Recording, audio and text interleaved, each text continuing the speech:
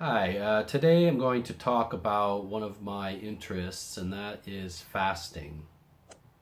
If you don't know what fasting is, it basically means withholding um, some kind of food or drink, or you could even fast from a habit. And it basically just means to not do it for a certain length of time. Um, In my case, I like to fast for health reasons and also for psychological reasons. I think it's a good reset, and I think that it's quite healthy. Many people comment to me that I don't look my age, and I would say most of that is from my periodic fasting.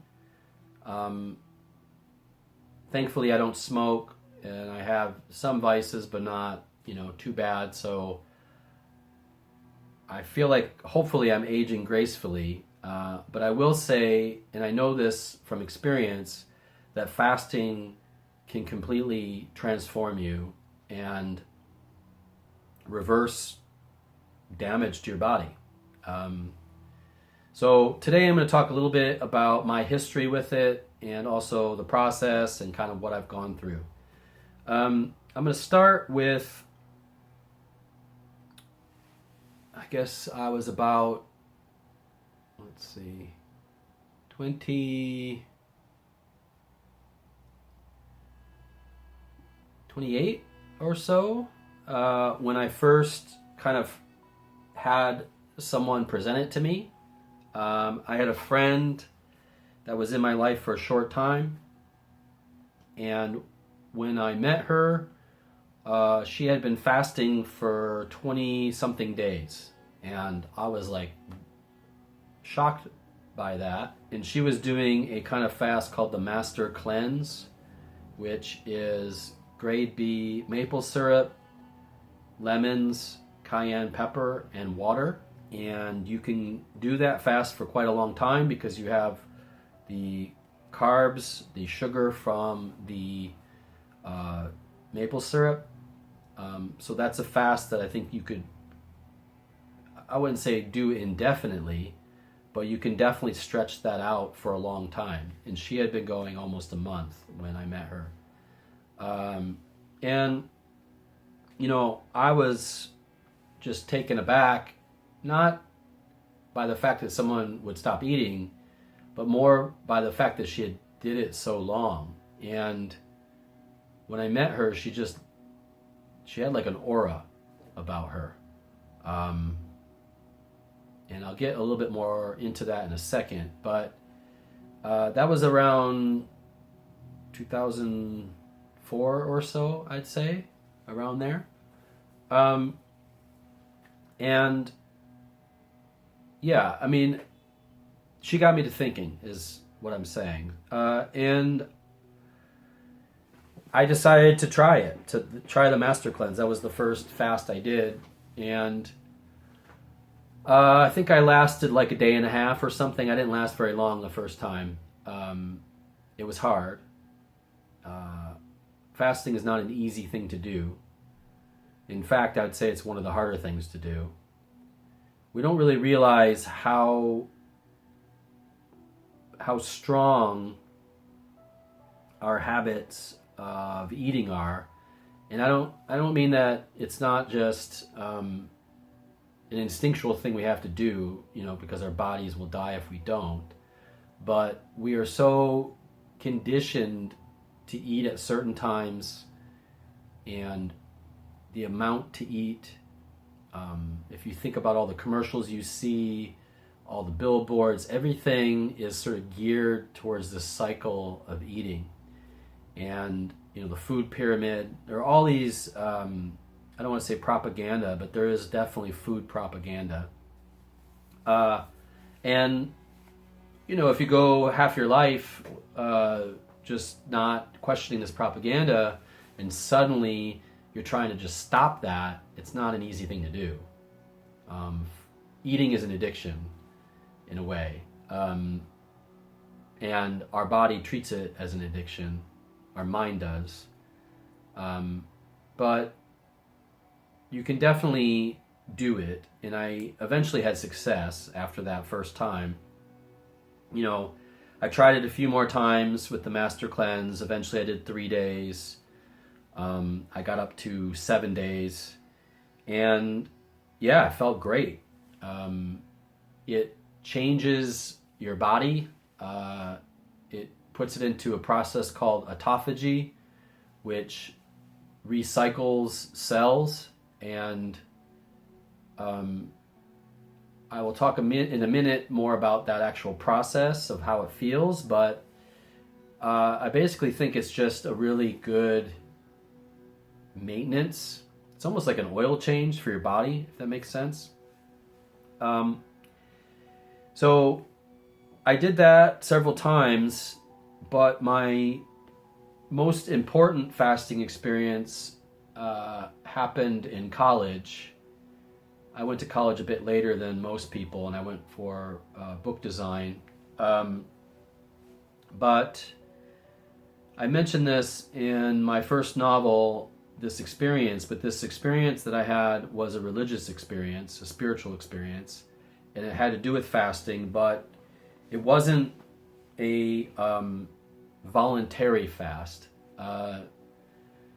I was about to start my second year of college, and I was quite low on money because I had to move out of my apartment.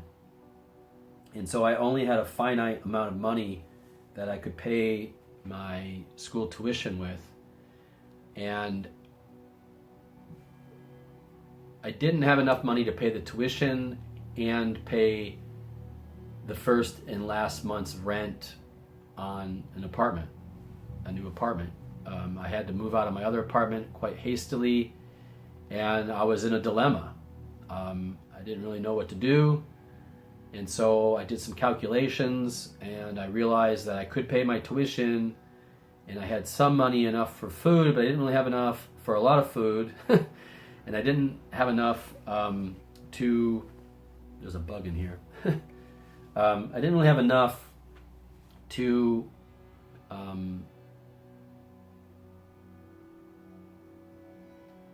I just knew I had to pay this tuition. So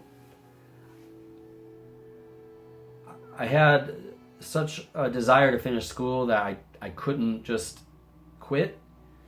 And I thought, well, the rest will work itself out somehow. So while I was trying to find an apartment, I had to go into a hotel and try to figure out how I could make a bunch of money.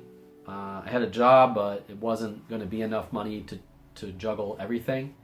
So I bought a small amount of food, knowing that I was going to eventually fast and try to prolong that for like a week or two maybe. So I started off rationing that food and making it smaller and smaller, to the point where I just had some honey and water, and I went into this experience where I was just eating a spoonful of honey and drinking water. That was my meal for the day, basically. And I intended this only to be like a week, but fate had other plans, and I got into this really difficult sort of spiritual dilemma. And if you want to check it out, it's in my first book. And basically, I was required to not eat for several weeks. All in all, I would say the whole experience of going down, like weaning myself off the food and then coming back up, was about a month total. And it was a profound, life-changing experience. Physically, for one thing, my body never felt so clean in my entire life. It felt like it was running on all cylinders, as they say. But that wasn't even the greatest gift of it. I think the greatest gift of it was the spiritual insights that came from that time. you don't really realize it, but when you're digesting food, that takes a lot of energy out of your body. And your body has a finite amount of energy that it has to allocate to different functions. And once that kind of slows down, it can go to different places. One of the places it goes to is your brain. And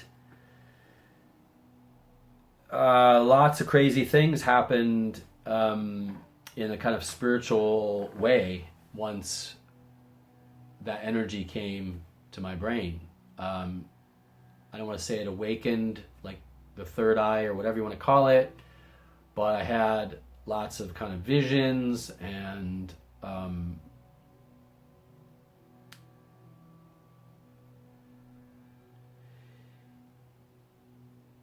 like when you go through any ordeal or initiation or something like that, you're never the same after. I was never the same after that experience. It was so bad that I almost got to the point where I didn't care if I ate again, which is a bit dangerous. But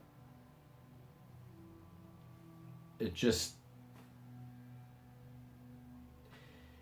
when you're in that moment of sort of clarity or clean body, it makes you realize how inefficient and kind of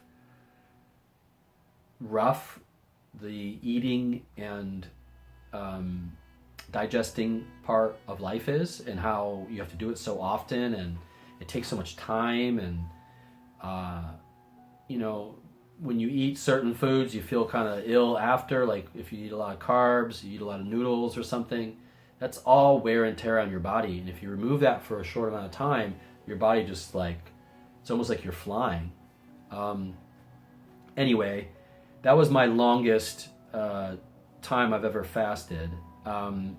My second longest time was when I was in Thailand. I did a retreat on an island there, and it was an 11-day fasting retreat.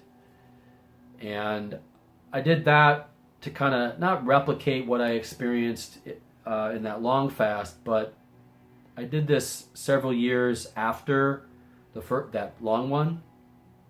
I believe it was around 2011. And now that experience was different, and it was not as spiritually enlightening. It was actually kind of grueling, because when I did the retreat, they had this very strict schedule and all these other tangential things I had to do. And I didn't really care for a lot of the tangential stuff. One of the things that you had to do in this retreat was enemas, which I'm not a big fan of. And you had to do one every day, and that's 11 of them.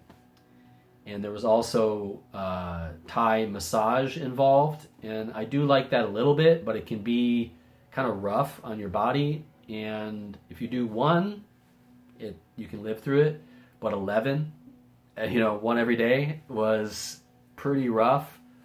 And so I didn't really have the same spiritual insights as I had in the long fast, but I did feel good, like physically. But yeah, I'm not sure if I recommend that one. During that fast, I was allowed to drink coconut water. And it was, I don't know. I wouldn't really recommend doing it that way. I think when I did it in the other situation, I was kind of forced to do it, and it was a very personal thing. And I think that made it better somehow. And this seemed more kind of orchestrated. In hindsight, maybe I even regret it a little bit.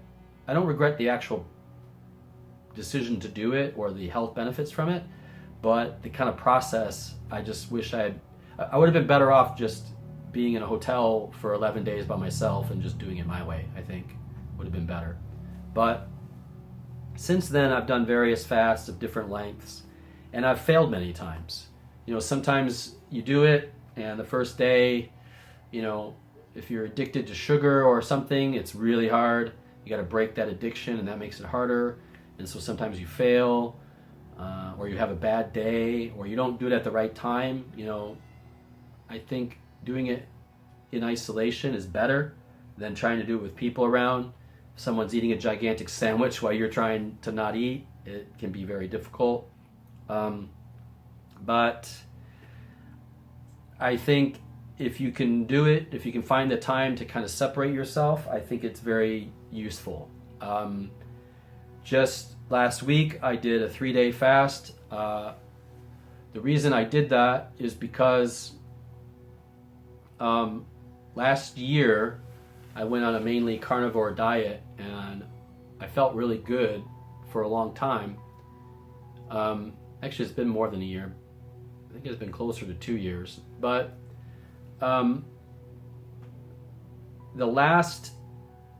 basically since last Christmas, I had a dessert during our Christmas dinner here, and it kind of got me addicted to sugar again. So for a while, I was sort of drinking these coffees, which I didn't want to drink either. I got kind of addicted to them. I was still sticking to the carnivore diet aside from that element, and it was starting to make me kind of angry. So I thought, well, if I want to quit, maybe it's best to do a fast and kind of clean that out of my body and then see if I can quit again. So I decided to do a bone broth fast, which is a good way to do it because you're not completely going hardcore. You're still having broth. I got some bones from the grocery store, some pork and beef bones. And here's the thing: if you're in a pinch and you got to pay your rent or something, and you don't have a lot of money, buy some bones and just boil them for a long time, and you can live quite long off of that. I would say. But anyway, I did that for 3 days, and it wasn't easy. And I wanted to do it 5 days, but on the third day, I had to work the next day, and I was like, I don't know if I can do 2 more days. I teach children, and so wasn't really sure if my temperament could handle dealing with it. So I ended up only doing 3 days, but I felt great after it. And basically what you do is you just boil these bones for one of the times I did it for 6 hours, but they recommend doing it to 12 to 24 hours. I didn't do it for that long, but I did it long enough that it did create a broth, and it tasted pretty good. It wasn't terrible, and I drank that. And when I got weak, I would drink it. That was kind of my meal. And when you're fasting, if you're doing something like this, you can fast on rice or something too, if you don't think you can handle just doing broth or lemon juice or something, or honey. And there are lots of benefits to it. Like I mentioned earlier, the autophagy, it recycles your cells. You can feel it happening. You instantly have more energy. You just feel clean. It's a good thing to help quit addictions because it helps reset your body. If you have an alcohol addiction or sugar or cigarette addiction, I think it could definitely help. It can help you lose weight. It might not help you keep it off, but if you're trying to change your diet and you do a fast for a few days, I think it's a good way to reset your body clock and your metabolism. And so then if you go in and you want to not eat carbs or eat fewer carbs, it's easier to transition. It's really good for mental fortitude and focus. If you have like a project, let's say you have a test coming up or something and you need to study a lot, I think fasting is a great way to get mental focus. It's also a good challenging practice. People talk about taking cold showers, or when you exercise, you have to do a little bit more each day to kind of get the gains, right? Well, I think that fasting is a mental challenge. It tests your fortitude, your mental fortitude, your willpower, and I think that is very useful. It's helped me, I know that. Some people do intermittent fasting. I don't really do that because I'm kind of all or nothing. Either I like to eat or I don't like to eat. But I can see the benefits in that. But, if you think about animals in the wild, they don't get to eat whenever they want to, so they do have lengths of time where they're not eating. And I can see where intermittent fasting would be similar to that. But you can also look at it from the point of view of like religious fasting, like in the Bible or in these different stories where the mystic goes out into the desert or into the woods, into the wilderness, and they eat, locusts and honey or something, or they just drink water.